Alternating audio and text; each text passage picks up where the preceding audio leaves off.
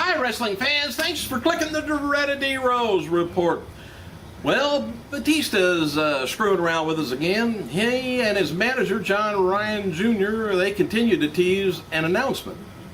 Ryan wrote last night, for all you Dave Batistas who have been waiting for the announcement, you are going to be very happy with us. Haters, you're going to kill themselves. Why get so gross about it? I doubt really whether the haters kill themselves or not. But anyway, I suspect probably he's going to be back for maybe, the Raw 1000th show. Hate that word, 1000th. Anyway, I haven't heard anything about him signing anything, but anyway, he might be back for that. Shawn Michaels, he did a Q&A with fans on Twitter last night during Season 2 premiere of McMillan River Adventure Show. Michaels managed to get it trending worldwide and noted that the first outdoor channel to trend worldwide. And Michaels revealed that Steve Austin's episode is going to be airing this year, while the episode with Jim Ross won't air until next year. And Shawn was asked who he feels has the potential to be a big superstar in WWE. He watches, he said, little WWE these days, but always liked Dolph Ziggler. And Shawn also called CM Punk a nice guy and said Triple H versus Brock Lesnar at SummerSlam should be good. No Holds Barred, by the way, featuring Hulk Hogan in his first starring role, has been digitalized, remastered, and sound improved and everything. It's going to be available on DVD July 3rd. WWE.com published a photo gallery of retro shots from the 1989 cult classic production. John Cena celebrates 10 years as being a WWE superstar today, and he's the featured talent on WWE.com. Reported earlier, Maria Kanellis, I don't know if I mentioned that on here before or not, but I thought I did, voiced her displeasure over being groped by a spectator at Saturday's Ring of Honor Best in the World 2012 in New York City. And she wrote on Twitter, says, "Thank you, New York, for coming to see Mike Bennett and myself, but the guy in the front row that grabbed me and my bum said, I will have you thrown out next time. You're a pervert." And if somebody was to grab me like that, well, I'd tell her, look, you got about 10 minutes to get your hands off me.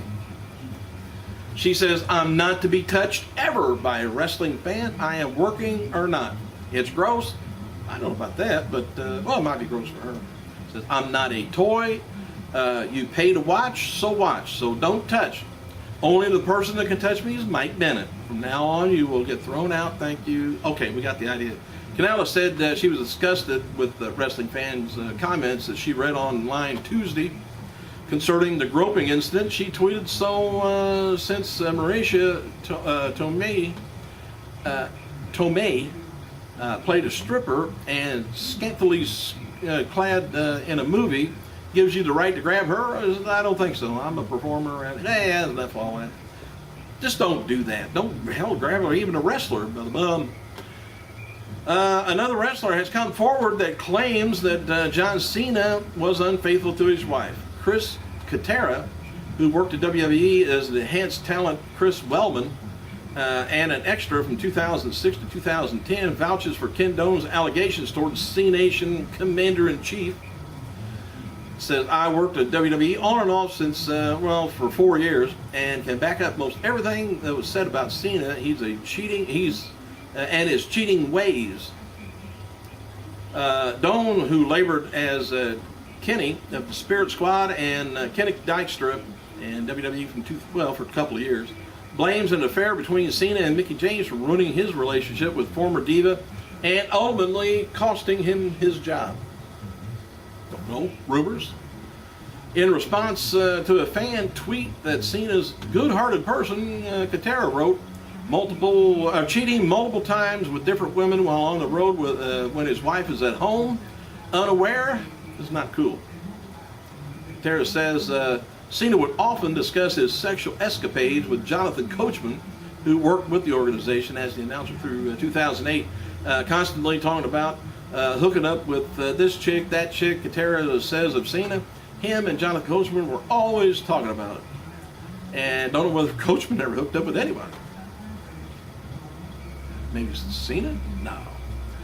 CENA's estranged wife, Liz, is convinced the WWE superstar was unfaithful during their marriage and is now on a mission to prove it in court. Her attorney, Raymond LaFool, told TMZ last week that they received tips from Tina's extramarital affair, which, if proven true, could affect their prenup agreement and in terms of their pending divorce.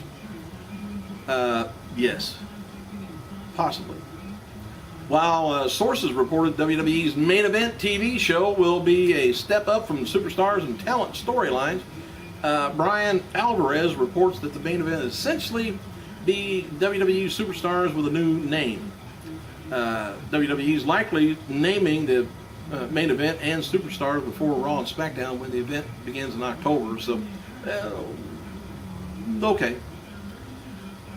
WWE did 2 off-camera segments during last night's WWE tapings in Evansville, Indiana, and first saw Jerry Lawler interrupt the post-match promo by Jack Swagger. Lawler came out to a big reaction from the crowd, hit Swagger with the fist drop from the top rope. Another segment saw David Otunga hang around the ring after his match to pose off and show off. Triple H came out, hit him with a pedigree, sending Otunga out of the ring. Booker T then hit Otunga and ended the segment with a spinneroonie in the ring. Who would have thought? WWE website has named their inaugural Hall of Shame class. And who's in it? The nominations are John Laurinaitis, The Miz, Michael Cole, and Batista. F4W Online confirms that WWE is working on a deal to get Metallica to perform this year at SummerSlam pay-per-view in Los Angeles. They're likely going to be performing Triple H's entrance theme. We noted before Matt Hardy's girlfriend, REBY Sky. Don't know what her deal is for sure, but hang on a second. All right, where was I? REBY Sky, Matt Hardy's girlfriend. Well, about the only thing she's really known for. She spoke out about WWE legend Psycho Sid returning to Raw this past Monday night after he was a no-show at independent events recently. Sky wrote, "What a piece of crap." She didn't say that. Close to it. Sid no-show almost every show in the last year, but prances into Raw. Please, tell me again how much you love the business.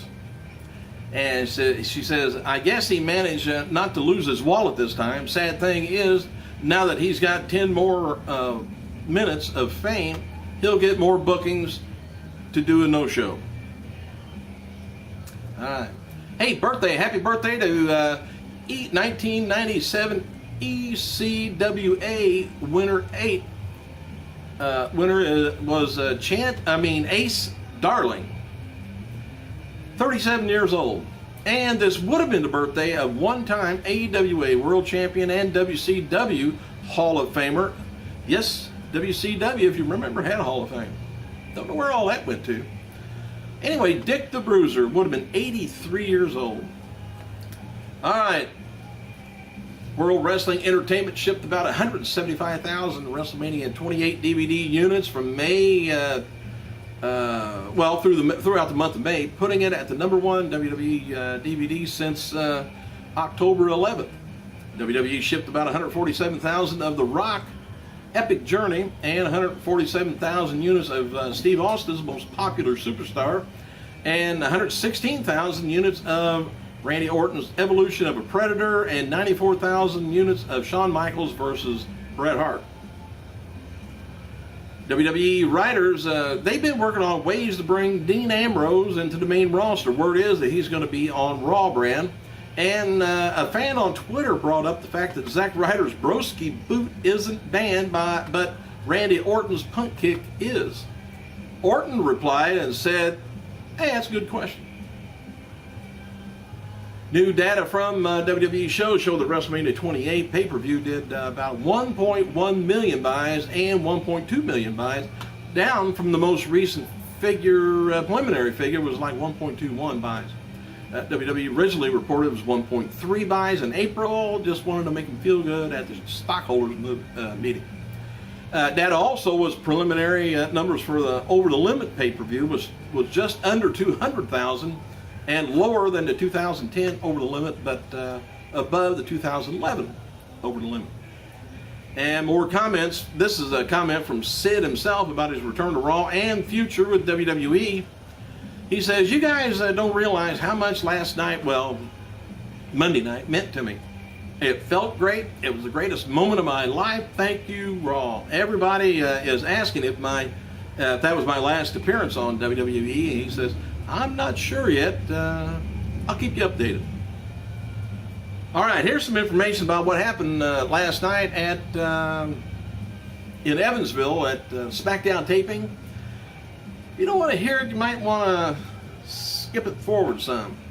Dark main event after Tuesday's SmackDown taping in Evansville saw John Cena defeat Tensai and Big Show. John Laurinaitis came out with a chair after the match and got hit with it and the attitude adjustment. WWE Champion Punk is going to be joining the Chicago Cubs pitcher Kerry Wood and others for a charity bowling event in Chicago. Teddy Long, he announced last night at WWE SmackDown taping that he will be acting general manager for both Raw and SmackDown next week, as did Vicky this week. Raw takes place in Laredo, Texas, and SmackDown airs live Tuesday, Corpus Christi, Texas, with a Great American Bash theme. Long started early as he booked a match for Tuesday's SmackDown Live, and that's going to be Layla taking on, and the Great Khali taking on Oksana and Antonio Cesaro.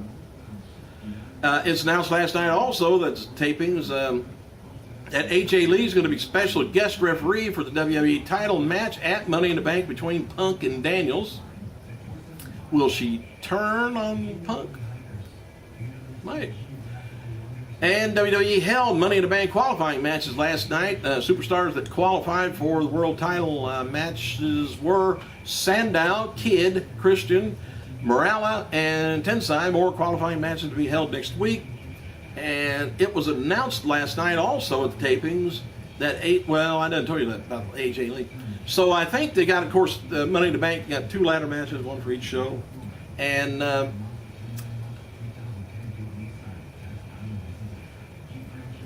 gotta go.